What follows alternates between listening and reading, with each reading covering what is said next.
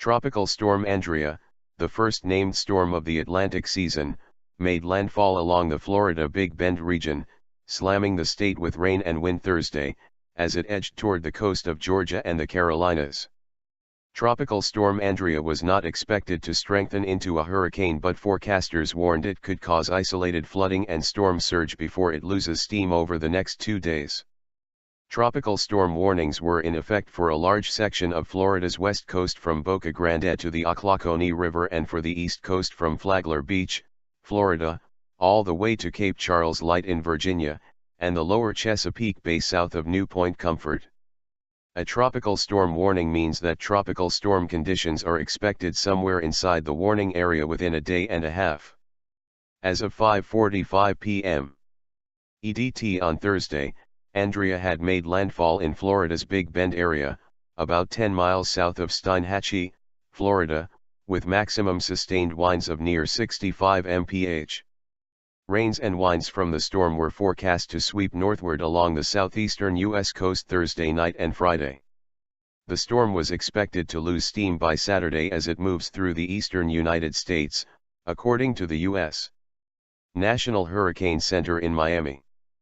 Florida government.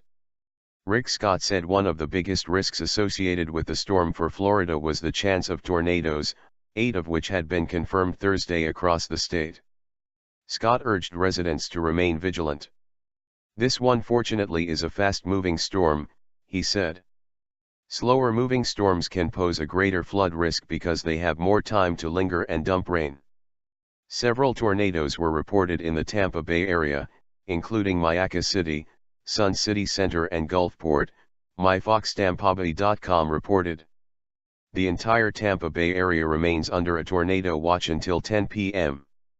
Another threat to Florida's coast was storm surge, said Eric Blake, a specialist at the Hurricane Center.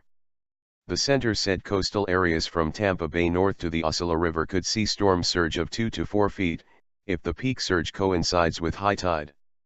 Gulf Island's National Seashore closed its campgrounds and the road that runs through the popular beachfront park Wednesday. The National Seashore abuts Pensacola Beach, and the park road frequently floods during heavy rains. Altogether, 30 state parks closed their campgrounds in Florida. Meanwhile, South Georgia residents were bracing for high winds and heavy rains that could lead to flooding. On Cumberland Island off the Georgia coast, the National Park Service was evacuating campers as the storm approached. "My main concern is the winds," said Chief Park Ranger Bridget Bonnet.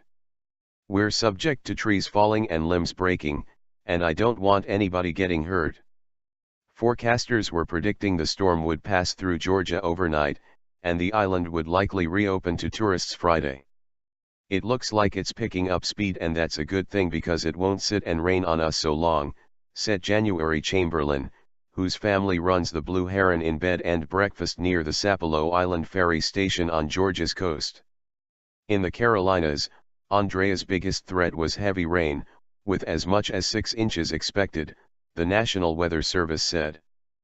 Forecasters didn't expect major problems, however, along the most vulnerable parts of the coast, such as the Outer Banks, a popular tourist destination.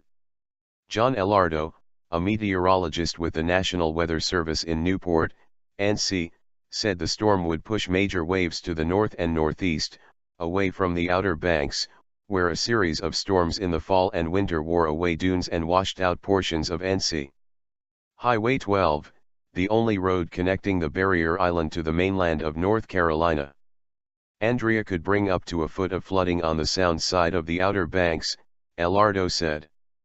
The rain threatened to ruin a beach day Friday for Angela Hirsch, 41, of Cincinnati, who had rented a house in Frisco, NC. Hirsch was planning to soak in the hot tub and watch movies with her 9-year-old and 13-year-old daughters. "I think we're just going to hunker down and eat junk food," Hirsch said. Doug Brindley, who owns a vacation lodging rental service on the northern end of the Outer Banks near Virginia, said he expects all outdoor activities to be washed out Friday, driving tens of thousands of early summer vacationers toward unexpected shopping sprees. "We're going to have rain and wind," said Brindley, who owns Brindley Beach Vacations and Sales. Retailers are going to love it. He expects new visitors streaming south from their homes across the U.S. Northeast to arrive tired and grumpy. They're going to be driving through that mess, Brindley said. In Cuba, heavy rains associated with the storm system have soaked the western part of the island for the past several days, overflowing rivers and damaging crops. At least 30 towns were cut off by flooding, and more than 2,600 people sought refuge from the rising waters at relatives' homes or state-run shelters, the Communist Party newspaper Granma reported Thursday.